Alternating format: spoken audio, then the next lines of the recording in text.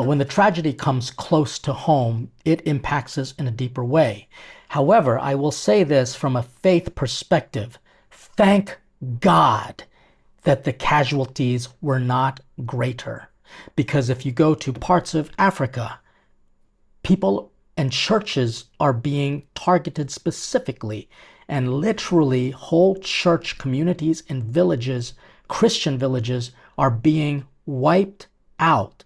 But that just doesn't make the news. And why? Because they're very far away. If anything, this shooting should really help inform our faith and to encourage a deeper sense of connectedness, not just through sympathy, but through empathy. And that means we feel it personally. And therefore, we need to get more involved. And we're going to talk about that. But one of the best ways to get involved is just to bring all of this to prayer. And we're going to talk very soon about why prayer matters. But sadly, this is what we got from the leadership, the mayor of this town. It's very sad, but give it a listen. Don't just say this is about thoughts and prayers right now. These kids were literally praying. It was the first week of school. They were in a church. Hate that's being directed at our trans community. Anybody who is using this as an opportunity to villainize our trans community or any other community out there has lost their sense of common humanity. We should not be operating out of a place of hate for anyone. We should be operating from a place of love for our kids. So I agree with him only in part. Yes, we should always operate out of a love for the kids. But he literally is trying to villainize people. And how does he do that? Because he's making this political. And I can guarantee you, because you'll see, if you just pay any attention, he's now talking about a major ban on guns. That's what he wants to do. Sarah Klobuchar, who's also a senator there, and of course, Ilhan Omar, she's out there talking as well. And all they want is to ban guns. And I'm going to tell you in my commentary why I think that is the most ridiculous response to this crisis. The best response is to encourage and increase thoughts and prayers. And why? Because prayers and thoughts matter. A letter from Cardinal Parolin of the Secretary of State on behalf of Pope Leo. And in that letter, he expressed thoughts and prayers. And guess what? It helps. In fact, the day after the shooting, a big mass was held, and you can just see how so many people from the community came together because prayers and thoughts work. If you don't believe me, just listen to one of the victims here. He was a young man, and listen to what he has to say about thoughts and prayers. While you're down there on the floor, keeping yourself safe, keeping your buddies safe, what was going through your mind?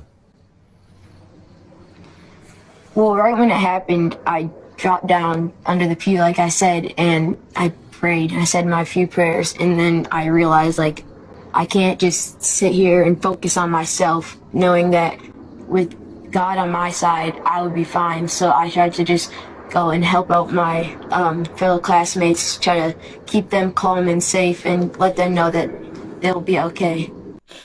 Oh, I'm getting emotional just thinking about it. Yeah, this kid has prayers. He was there praying. And he just knew that if God was on his side, that they'll be okay. How does anyone want to vilify people who want to offer thoughts and prayers? I just don't get that from a side of people where they just think that thoughts and prayers aren't helpful, because to this kid, it was helpful to him. The Holy Father sent thoughts and prayers. Archbishop Hedda sent thoughts and prayers. Millions of people around the world. Perhaps it's because Mayor Fry has never experienced people praying for him, or maybe he has not experienced prayer himself. And that's why we need more thoughts and prayers, because it works.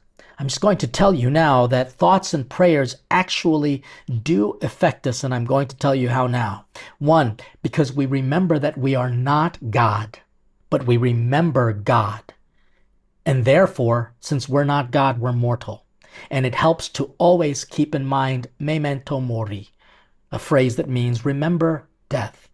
See, people who have good thoughts and prayers de facto are humbler people. They actually have to pray. Like I offered mass and rosary for these folks. So it's not like you can just say it, you actually have to do it.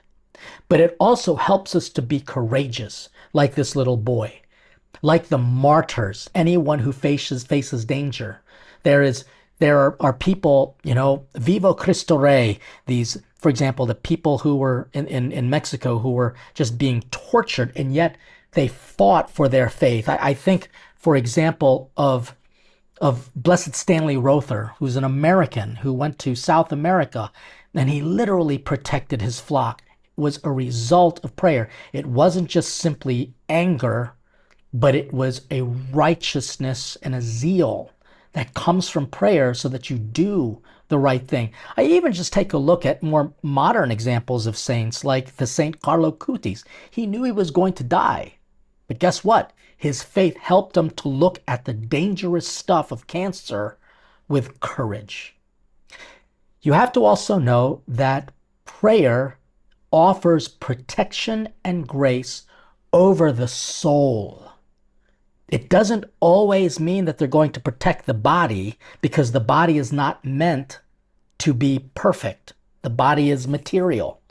But the soul is the image of God. And so prayer protects the soul. So even if someone is going through something challenging physically, their soul is protected. And that is what animates actions. And prayer also gives us the space and the time for quiet to avoid the noise and the rhetoric. And the prayer therefore helps us to think clearly. That's why we need more thoughts and prayers. Because if not, we won't be looking at culture in a critical way. And I can tell you, it's not guns that's the problem. It is our broken culture. So a lot of people are going to use this, especially politically, as a way to promote an anti-Second Amendment rhetoric. It increases, in a sense, a fearfulness of guns. And yeah, you should be afraid of guns, but you should also be afraid of kitchen knives. You should also be afraid of rope. You should also be afraid of cars. You should be afraid of a baseball bat. I guarantee you, getting rid of the Second Amendment is not going to make an ounce of difference in this world. It'll make some difference in that good people will no longer have an ability to protect themselves. And why? Because bad people will always get access to guns. And why? Because bad people don't follow laws. Culturally, you have to understand that.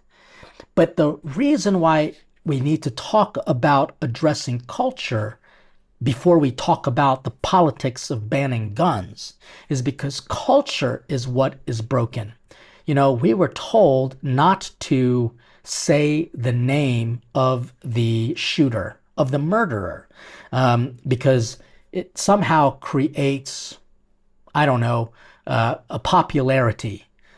The fact is, that might be true or not, but we sadly, and as hard as this is, we need to pray for a conversion of all of the people who want to bring about hate for people. So terrorists, for example, we can take a look at pray for the conversion of Hamas. I remember I was just in Portugal recently, and I remember the Fatima prayer. Pray for an end to communists, the conversion of Russia. Not the Russian people, but the Russian government. That's what the Fatima prayer was about, correct? We need to also pray for a conversion of people who are truly trying to cause harm to humanity. And we have to pay very close attention to the fact that this man who identified as a woman had a great hatred for the Catholic Church, and particularly everybody else, but particularly children. Children. You see, the reason why this is so tragic is because this transgender person who wanted to be popular and famous, he even though he identified as she, he's definitely a he hated children, and he hated the Catholic Church to the point where he actually put a picture up of Jesus for his target practice. But here's the real tragedy of it all. This is a problem in that we as a culture are not willing to admit that, one, he had a fascination with Satan. In fact, there's a strange picture of him looking in a mirror, but what he sees is Satan talking back to him, and the words are written in Russia, and he's saying, "I need help," and Satan is saying, "No, you're going to kill people," or something along those lines. This man could have been truly possessed, or at least he had great obsession. But we can see at the very least, and this is where the Catholic Church needs to really be strong about this. This was an evil act. So who is the cause of evil? Evil itself, the devil. The devil really is to blame. But the devil is to blame particularly in spreading this false understanding that children are to be hated. I wonder where we get that. Well, I think it all starts with a pro-abortion, pro-choice mentality. Yes, I said it. Anyone who is pro-life will not have in their heart or in their mind a desire to kill people. It just would never happen.